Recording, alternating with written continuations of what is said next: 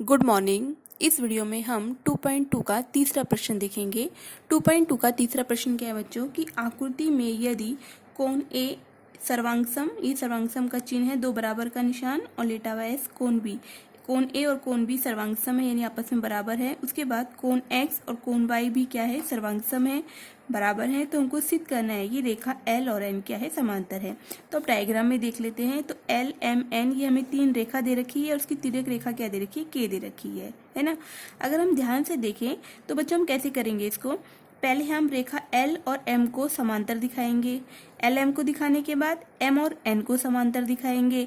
जब L M के समांतर होगी, एम एन के समांतर होगी, तो एल और एन भी आपस में क्या होगी, समांतर होगी। लेकिन करना कैसे, अगर हम पहले हम एल और एम को लेके चलेंगे, इस रेखा एल और एम की तिर्यक रेखा कौन है, के है। तो लिख लेते हैं तिर्यक रेखा एल तथा रेखा एम की तिर्यक रेखा, ये वाली तिर्यक रेखा के है ना। उसके बाद यहाँ पे इस एल और एम में कोण बी और ए दिए, ये बी और ए दिया है। अगर ध्यान से देखिए तो ये संगत कोण है ना। लेकिन सबसे पहले हमें यहाँ पे ऊपर दिया है कि कोण ए सर्वांगसम है कोण बी के, ये हमको क्या है, दिया है। तो दत्त लिख लेते हैं, दत्त है।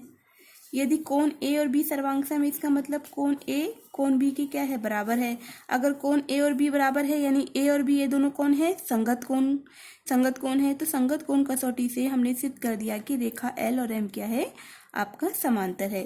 तो लिख लेंगे रेखा एल समांतर होगा रेखा एम के।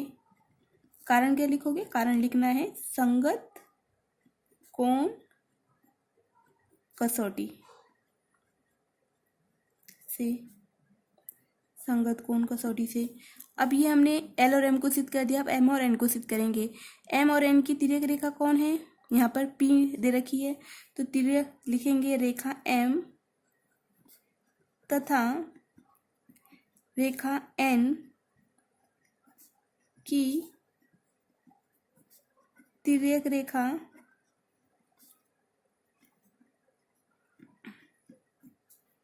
पी है, इसको पी मान लेते हैं।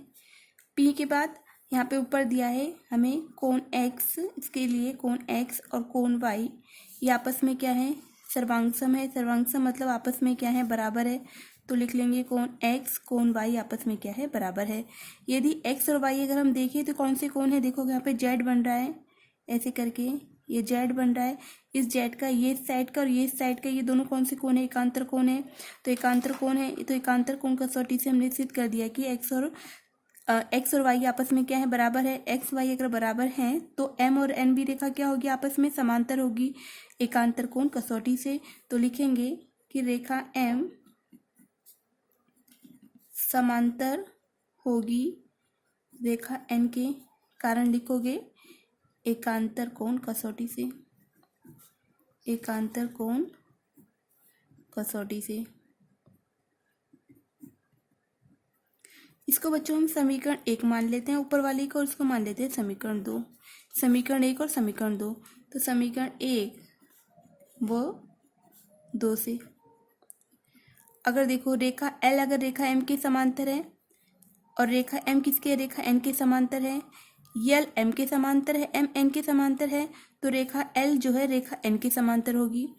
तो यहाँ पे लिख लेते हैं रेखा एल समांतर होगी रेखा एन के। कारण क्या लिखोगे, संक्रामिता गुणधर्म से।